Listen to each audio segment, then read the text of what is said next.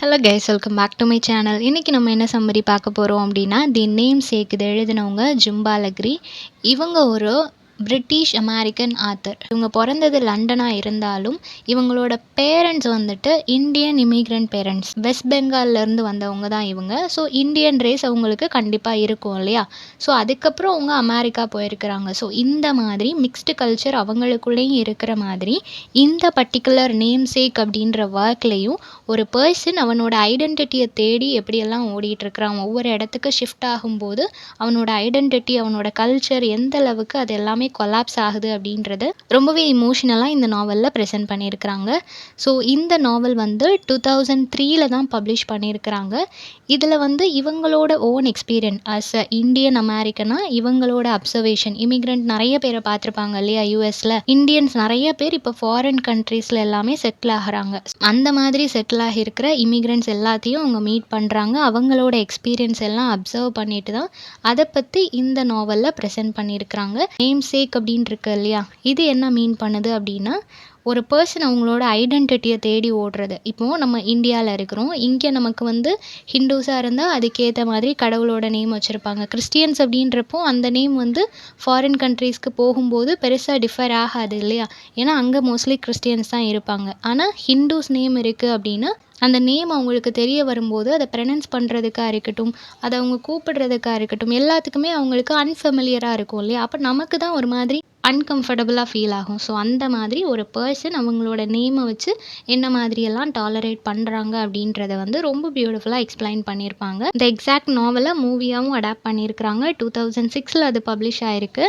இது போக தமிழில் பார்க்கும்போது எதிர்நீச்சல் மூவி இருக்குது இல்லையா? அதுவும் இதே ஸ்டோரி தான். மேபி இதை கூட ஒரு இன்ஸ்பிரேஷனாக வச்சு அவங்க எழுதியிருக்கலாம். ஓகே, கேரக்டர்ஸ் பார்த்துடலாம். First one Gokul Ganguly. இவர் தான் ப்ரொட்டகானிஸ்ட். இவரோட அப்பா அம்மா 2 பேருமே அவங்களோட சொந்த நாட்டை விட்டுட்டு வேறு நாட்டுக்கு போகிறாங்க. ஸோ இவர் அங்கே வளர்றாரு. ஸோ இவருக்குள்ளே ஆட்டோமேட்டிக்காக மிக்ஸ்டு கல்ச்சர். அவங்க அம்மா அப்பா வந்து ஒரு லாங்குவேஜ் பேசுவாங்க, அவங்க ஒரு கல்ச்சர் ஃபாலோ பண்ணுவாங்க. பட் வெளியே அவர் சொசைட்டியில் பார்க்குற ஒரு கல்ச்சர் அன்யூஷுவலாக இருக்கும் இல்லையா? ஸோ அந்த மாதிரி 2 ஐடென்டிட்டியை சுமந்துட்டு எது அவரோட ஐடென்டிட்டின்னு சொல்லி தேடிட்டு இருக்கிற ஒரு பர்சனாக இருப்பார். தென் இவரோட ஃபாதர் அசோக் கங்குலி. இவர் வந்து என்ன மாதிரியான ஒரு பர்சன் அப்படின்னா, பெங்காலி இமிக்ரெண்ட் தான். ஓகேவா? யூஎஸ்க்கு செட்டில் ஆகிருப்பாங்க. நல்ல வெல் எஜுகேட்டட் ஃபேமிலி இவங்க. ஸோ இவர் வந்து ஒரு ட்ரெயின் ஆக்சிடெண்ட் ஃபேஸ் பண்ணியிருப்பார். அதுக்கப்புறம் இவரோட லைஃப் வந்து கம்ப்ளீட்டாக மாறி இருக்கும். தென் இவரோட ஒய்ஃப் அசீமா கங்குலி. இவங்களுமே அதே மாதிரி தான் ட்ரெடிஷ்னல் பெங்காலி விமன். ஓகேவா? இவங்களுக்கு ஹோம் சிக் இருக்கும். எல்லா பொண்ணுங்களுக்குமே யூஸ்வலாக நடக்கிற மாதிரி தான். கல்யாணம் முடிஞ்ச உடனே ஹஸ்பண்டோட வீட்டுக்கு போவாங்க இல்லையா? அந்த மாதிரி இவங்களும் போகிறாங்க. பட் அன்ஃபார்ச்சுனேட்லி இவங்க வேறு ஊருக்கு போகலை, வேறு நாட்டுக்கே போகிற மாதிரியான ஒரு சிச்சுவேஷன் ஆகுது. ஸோ ஒரு ஹெவி ஹார்ட்டோடு தான் அவங்க அங்கேருந்து போகிறாங்க. ஏன்னா அவங்களால அவங்களோட நாடு, அவங்களோட கல்ச்சர், அவங்களோட ட்ரெடிஷன் எல்லாத்தையும் விட்டுட்டு மொத்தமாக வர முடியலை. புது ட்ரெடிஷனையும் அவங்களால அக்செப்ட் பண்ணிக்க முடியல. 2 கல்ச்சரையும் பேலன்ஸ் பண்ணிக்க எப்போவுமே ஸ்ட்ரகிள் பண்ணிகிட்ருக்கிற ஒரு கேரக்டராக இவங்க இருப்பாங்க. தென் சோனியா கங்குலி அப்படின்றவங்க வந்து இவங்க ப்ரொட்டகானிஸ்டோட யங்கர் சிஸ்டர். ஓகேவா? இவங்க வந்து ஈஸியாக அந்த அமெரிக்கன் கல்ச்சரை அடாப்ட் பண்ணிப்பாங்க. அவங்க அம்மாவுக்கு ரொம்ப சப்போர்ட்டிவாக இருக்கக்கூடிய ஒரு கேரக்டராக இருப்பாங்க. நெக்ஸ்ட்டு அசோக்ஸ் கிராண்ட் மதர், அதாவது ப்ரொட்டகானிஸ்டோட கிரேட் கிராண்ட் மதர் இல்லையா? So very elderly person. அவங்க கல்கட்டாவில் இருக்கிறாங்க. இவங்க ஃபேமிலி முறைப்படி ஒரு எல்டர்லி பர்சன் தான் பிறக்க போகிற குழந்தைக்கு நேம் வைக்கணும் அப்படின்றதுனால கோகுலுக்குமே அவங்க தான் நேம் வைக்கணும்னு சொல்லி வெயிட் பண்ணிகிட்ருப்பாங்க. ஓகேவா? நெக்ஸ்ட்டு வந்துட்டு மேக்சின் அப்படின்றவங்க வந்து ஒரு வெல்த்தியான அமெரிக்கன் விமன். இவங்களோட கோகுலுக்கு ஒரு ரிலேஷன்ஷிப் ஸ்டார்ட் ஆகும். தென் ரூத், இவங்களுக்கும் கோகுலோட ஒரு லவ் ரிலேஷன்ஷிப் இருந்திருக்கும். தென் மௌஷியுமி, இவங்க தான் கோகுலோட ஒய்ஃப். ஓகேவா? இவங்களும் ஒரு பெங்காலி அமெரிக்கன் தான். ஸோ 2 பேருக்கும் ஒத்து போகும். 2 பேரும் மேரேஜ் பண்ணிப்பாங்க. ஓகே, சம்மரி பார்த்துடலாம். எப்படி ஸ்டார்ட் பண்ணுறாங்க அப்படின்னா, நாவல் பிகின் ஆகும்போது 1968 நடக்கிற மாதிரி கொடுத்துருக்குறாங்க. அசோக் கங்குலி இவர் வந்து ஒரு யங் பெங்காலி மேன்.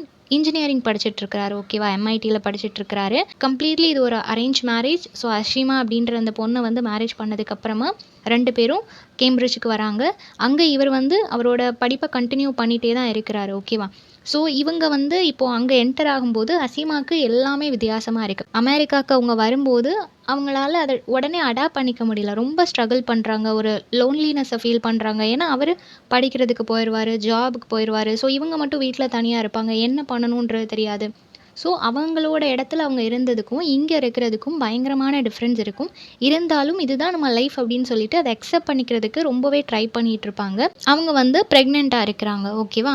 ஸோ அவங்களோட ஃபர்ஸ்ட் சைல்டு அவங்க தான் ப்ரொட்டகானிஸ்ட். ஸோ அவங்களோட அந்த ப்ரெக்னென்சி டைமில் வந்துட்டு இவங்க ரொம்ப ஐசோலேட்டடாக தான் அந்த ப்ரெக்னென்சி பீரியட் ஃபுல்லாகவே அவங்களுக்கு இருந்திருக்கு. இப்போது அசோக் வந்து ஒரு பிஹெச்டி ஸ்டூடெண்ட் அப்படின்றதுனால அவரோட ஒர்க்ஸ் எல்லாத்தையும் பார்த்துட்ருக்கிறாரு.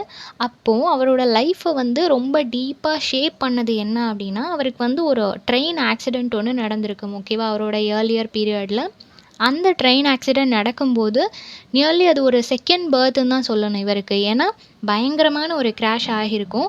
அப்போது இவரோட கையில் ஒரு ரஷ்யன் ஆத்தரோட புக் இருக்குது, ஓகேவா. தி ஓவர் கோட் அப்படின்னு சொல்லக்கூடிய ஒரு ஷார்ட் ஸ்டோரி புக் இருக்குது.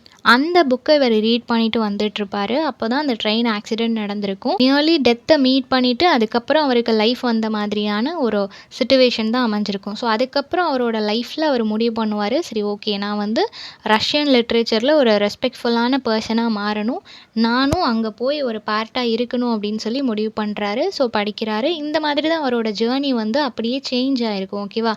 ஃபாரின் போகணும் அப்படின்ற ஐடியாவே அந்த ஒரு ஆக்சிடெண்ட்டுக்கு அப்புறம் தான் அவருக்கு வந்திருக்கும். இப்போ வந்து அவங்களுக்கு பையன் பிறக்குறாங்க. ஹாஸ்பிட்டலில் அவரோட பையன் பிறக்கும்போது அவங்க வந்து ஒரு லெட்டருக்காக வெயிட் பண்ணிகிட்ருக்குறாங்க. ஆல்ரெடி பார்த்தோம் இல்லையா, அவங்களோட கிராண்ட் மதர், அசோக்கோட கிராண்ட் மதர் கிட்டேருந்து தான் அந்த என்ன நேம் வைக்கணும் அப்படின்ற அந்த ஒரு லெட்டர் வரணும்.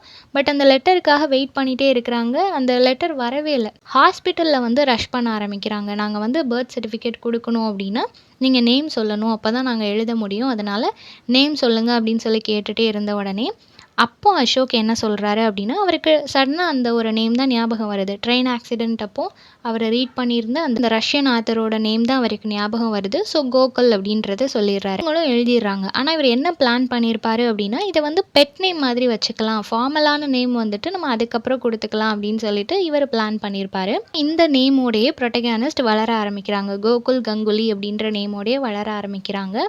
இப்போது அஷிமா அண்ட் அசோக் இவங்க 2 பேருமே ரொம்ப கான்ஷியஸாக இருக்கிறது என்ன அப்படின்னா, நம்மளோட குழந்தைக்கு நம்மளோட இமிக்ரெண்ட் கல்ச்சர், பெங்காலி கல்ச்சரும் தெரியணும் அப்படின்றதுல ரொம்ப கான்ஷியஸாக இருக்கிறாங்க. ஃபுட்டாக இருக்கட்டும், ட்ரெடிஷனாக இருக்கட்டும், ரிச்சுவல்ஸ் எல்லாத்துலேயுமே நம்மளோட கல்ச்சர் அவங்க தெரிஞ்சு வளரணும், அந்த கல்ச்சர்லேயும் அவங்க இருக்கணும் அப்படின்றதுல ரொம்ப கான்ஷியஸாக இருக்கிறாங்க. ஸோ வீட்லேயும் அந்த மாதிரியான கல்ச்சர் தான் ஃபாலோ பண்ணுறாங்க. இவர் வெளியே போகிறாரு அப்படின்னா அமெரிக்கன் கல்ச்சர் கம்ப்ளீட்லி ஆப்போசிட். வீட்டுக்குள்ளே வேறு மாதிரி இருக்குது. இவர் வெளியே போகும்போது இவரோட பேரை யார்கிட்டையாவது சொன்னாங்க அப்படின்னா எல்லாருமே கிண்டல் பண்ண ஆரம்பிக்கிறாங்க. ப்ராப்பராக ப்ரொனவுன்ஸ் பண்ண தெரியல. ஸோ கிளாஸ்லேயுமே இவங்களோட டீச்சர்ஸ் வந்து அதை மிஸ்ப்ரொனவுன்ஸ் பண்ணும்போது எல்லாருமே சிரிக்கிறது, இவரோட பேரை தப்பாக கூப்பிட்டு எல்லாரும் டீஸ் பண்ணுறது, இந்த மாதிரியான விஷயங்கள் எல்லாமே நடந்திருக்கு. தென் இவரோட எலிமெண்ட்ரி ஸ்கூலில் வந்து இவங்க பேரண்ட்ஸ் அஃபிஷியலாக இவருக்கு என்ன நேம் கொடுத்துருப்பாங்க அப்படின்னா நிக்கில் அப்படின்ற நேம் கொடுத்துருப்பாங்க. இதுவுமே அந்த ரஷ்யன் ஆத்தரோட நேமில் இருந்து தான் அவர் எடுத்திருப்பாரு, ஓகேவா. பட் பர்த் சர்டிஃபிகேட்டில் இது தான் இருக்குது இல்லையா. ஸோ அதையே எப்போவும் கூப்பிட ஆரம்பித்து அதுவே அவங்களோட நேமாக மாறிடும், கோகுல் அப்படின்றது. ஸோ அந்த நேமை தான் எல்லாருமே யூஸ் பண்ணிகிட்ருக்குறாங்க. ஸோ சில இடங்களில் இவர் இந்த 2 நேமையுமே சொல்கிறாரு, நிக்கில்ன்றதையும் சொல்கிறாரு, கோகுல் அப்படின்றதையும் சொல்கிறாரு. ஸோ அவருக்கே ஒரு கன்ஃபியூஷன், எது தான் என்னோட நேம், யாரும் என்னோட நேம் என்னன்னு கேட்டால் நான் என்ன பேர் சொல்லணும், இந்த மாதிரி நிறைய கொஷின்ஸ் அவருக்குள்ளே சின்ன வயசுலேருந்தே இருந்துகிட்ருக்கு. இருந்தாலும் அவங்களோட பேரண்ட்ஸ் வந்துட்டு அந்த கல்ச்சர் கேப் விழுந்துடக்கூடாது அப்படின்றதுல ரொம்ப கான்ஷியஸாக இருக்கிறாங்க. ஸோ வீட்டில் பெங்காலி ட்ரெடிஷன் தான் அவங்க ஃபாலோ பண்ணுறாங்க, வெளியே அமெரிக்கன் லைஃப். ஸோ 2மே இவரோட லைஃப்பில் பிளெண்ட் ஆன மாதிரி தான் இருக்குது. ஸோ இவரோட ஹை ஸ்கூலில் என்ன நடக்குது அப்படின்னா, ஸ்டூடெண்ட்ஸ் எல்லாரும் சேர்ந்து ஒரு ஃபீல்டு ட்ரிப்புக்கு போகிறாங்க, ஒரு சிமெட்ரிக்கு. அங்கேயும் இவருக்கு சில ஹாரிஃபிக்கான எக்ஸ்பீரியன்ஸ் தான் கிடைக்குது. எல்லாத்தையும் டாலரேட் பண்ணிகிட்டு இருக்கிறாரு. அட் த சேம் டைம் அவருக்கு அவரோட லைஃப்பில் ஒரு பொண்ணு இன்ட்ரடியூஸ் ஆகிறாங்க, ஓகேவா. ரூத் அப்படின்னு சொல்லப்படுற ஒரு அமெரிக்கன் கேர்ளோட அவங்களுக்கு ரிலேஷன்ஷிப் ஸ்டார்ட் ஆகுது. ஸோ அவங்களுக்குள்ள ஒரு நல்ல ரிலேஷன்ஷிப் போயிட்டுருக்கு. ஸோ டேட் பண்ணிகிட்டு இருக்கிறாங்க. இப்போ அவரோட காலேஜ், எயிலில் அவரோட காலேஜ் இருக்குது. அங்கே வந்துட்டு நிக்கில் அப்படின்றதும் என்னோட பேரண்ட்ஸ் வச்ச அந்த நேம் தான். பட் கோகுல் அப்படின்றத விட நிக்கில்ன்றது கொஞ்சம் ஸ்டைலிஷாக இருக்குது, எல்லாருக்கும் ப்ரொனவுன்ஸ் பண்ணுறதுக்கும் கொஞ்சம் ஃபெமிலியராக இருக்கும்.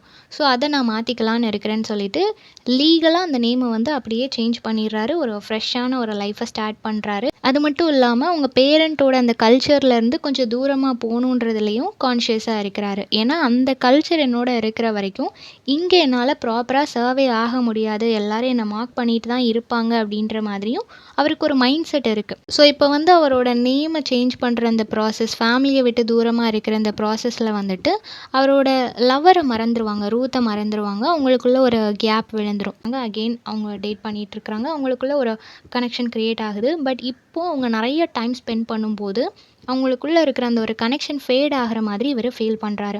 அவரோட ஓல்டு நேமோட அந்த மிரர் இன்னுமே அவர்கிட்ட இருந்த மாதிரி அவருக்கு ஒரு ஃபீல் இருக்கு. அவருக்குள்ள ஒரு டிலமாஸும் இருக்கு. நம்ம பண்றது கரெக்ட்டு தானா? கம்ப்ளீட்டா நம்மளோட கல்ச்சர விட்டு வெளிய வரணும்னு நெனைக்கிறது கரெக்ட்டு தானா? கம்ப்ளீட்டா ஒரு அமெரிக்கனா நம்மளால மாற முடியுமா? இந்த மாரி பிளென்டி ஆஃப் கொஸ்டின்ஸ் இருக்கிறதுனால ஒரு ரிலேஷன்ஷிப்ல அவரால ப்ராப்பரா கான்சன்ட்ரேட் பண்ண முடியல. இப்போ அவரோட கிராஜுவேஷன் டைம் வருது. கிராஜுவேஷன் முடிக்கும்போது அவர் நியூயார்க்கு போறாரு. ஓகேவா? அவரோட ஒர்க் ஸ்டார்ட் பண்ணணும் அப்படின்றதுக்காக ஒரு ஆர்க்கிடெக்ட்டா அவர் ஜாயின் பண்றாரு. ஃபேமிலிய விட்டு ரொம்ப தூரமா இருக்கிறாரு.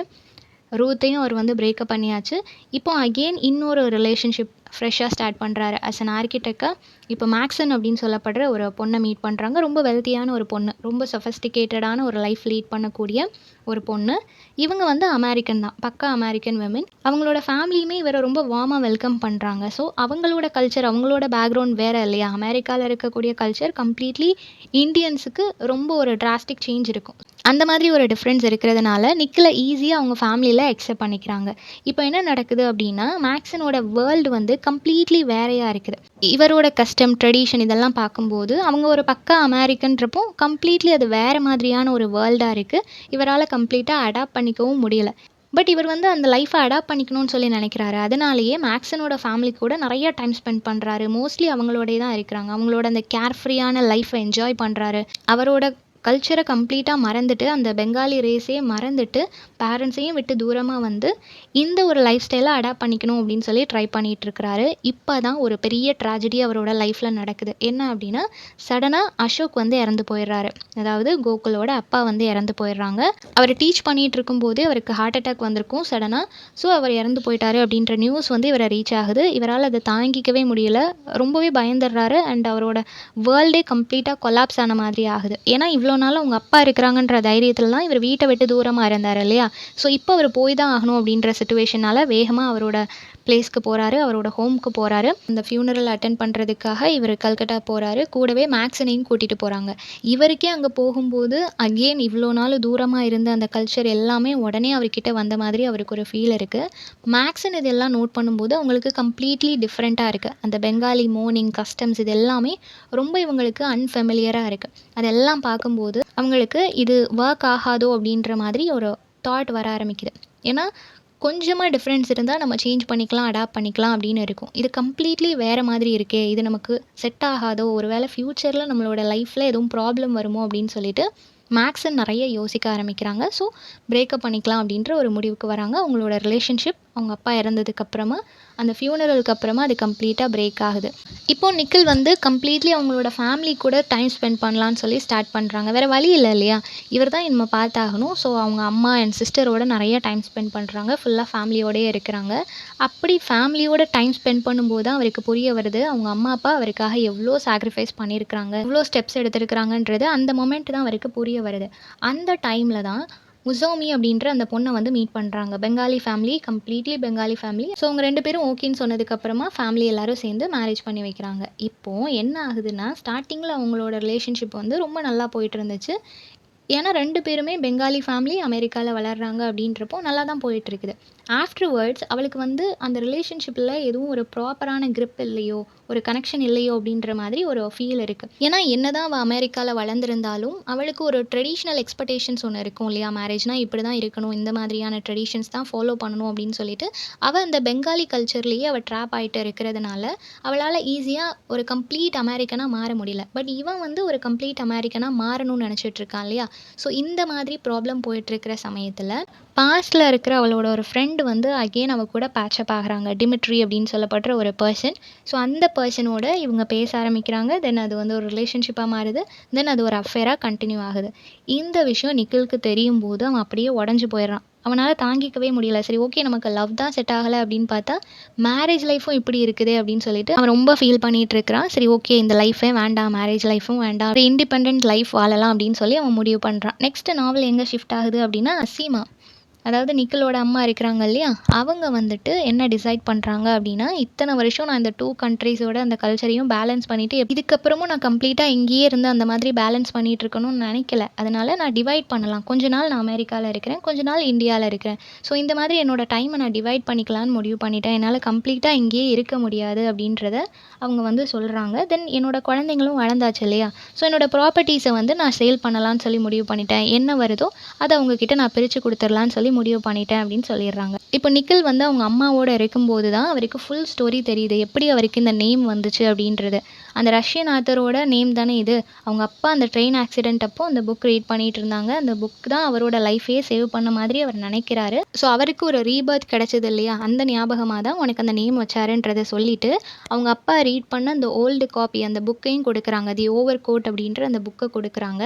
அத பார்த்த உடனே இவருக்கு ரொம்ப இமோஷனலா ஃபீல் ஆகுது. இந்த நேம நினைச்சு நம்ம இவ்ளோ ஃபீல் பண்ணிட்டு இருந்தோம். எல்லாரும் மார்க் பண்றாங்க. இந்த நேமே வேண்டான்னு சொல்லி நம்ம மாத்தணும். ஆனா, நம்ம அப்பாவோட லைஃபே சேவ் பண்ணது இந்த ஒரு நேம் தான். ஸோ அப்பாக்கு அப்புறம் அவங்களோட ஞாபகமா இது இருக்கும்போது, நான் இத எப்படி ஒரு பர்டனா நினைக்க முடியும் அப்படின்னு சொல்லிட்டு, இது ஒரு சிம்பல் ஆஃப் ஐடென்டிட்டி அப்படின்றத புரிஞ்சுக்கிறாரு. ஸோ அந்த நேமே எனக்கு இருக்கட்டும் அப்படின்றத ஃபர்ஸ்ட் டைம் அவர் அக்செப்ட் பண்ணிக்கிறாரு. இப்போ அவரோட லைஃப வந்து ஒரு ஹைபிரிட் ஐடென்டிட்டியோட both Indian and also American 2மே நான் தான். இத வந்து வெளிய சொல்லிக்கிறதுனால எனக்கு எந்த ப்ராப்ளமும் இல்ல. கோகுல் அண்ட் ஆல்சோ நிக்கில் 2மே நான் தான். ஒரு பிரச்சனையும் இல்லன்னு சொல்லிட்டு ஹாப்பியா அக்செப்ட் பண்ணிக்கிறாரு. அந்த ஐடென்டிட்டியோடயே லைஃப ஸ்டார்ட் பண்றாரு. ஸோ அந்த நாவல் முடியும்போது அவர் வந்து அவரோட நேம அக்செப்ட் பண்ணிக்கிறாரு. நம்ம லைஃப்ல நடக்கக்கூடிய எல்லா விஷயங்களுக்கும் பின்னாடி ஒரு ரீசன் இருக்கும் இல்லையா?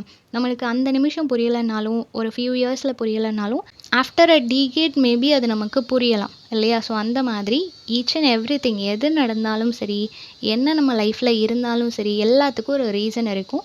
அந்த பர்ப்பஸ் ரீசனை தெரிஞ்சுக்கிறதுக்கான டைம் டியூரேஷன் தான் நம்ம லைஃபோட அந்த ஜேர்னி. ஸோ அந்த மாதிரி ஸ்ட்ரகிள் பண்ணுற ஒரு பர்சனோட லைஃபை, ஒரு இமிக்ரெண்ட்டோட லைஃபை ரொம்ப பியூட்டிஃபுல்லாக எக்ஸ்பிளைன் பண்ணியிருக்காங்க. ஸோ இந்த சம்மரி எல்லாருக்கும் புரிஞ்சிருக்கும்னு நினைக்கிறேன். நெக்ஸ்ட் என்ன டாப்பிக்கில் வீடியோ போடலான்னு சொல்லி கமெண்ட் பண்ணுங்கள். தேங்க்யூ ஃபார் வாட்சிங்.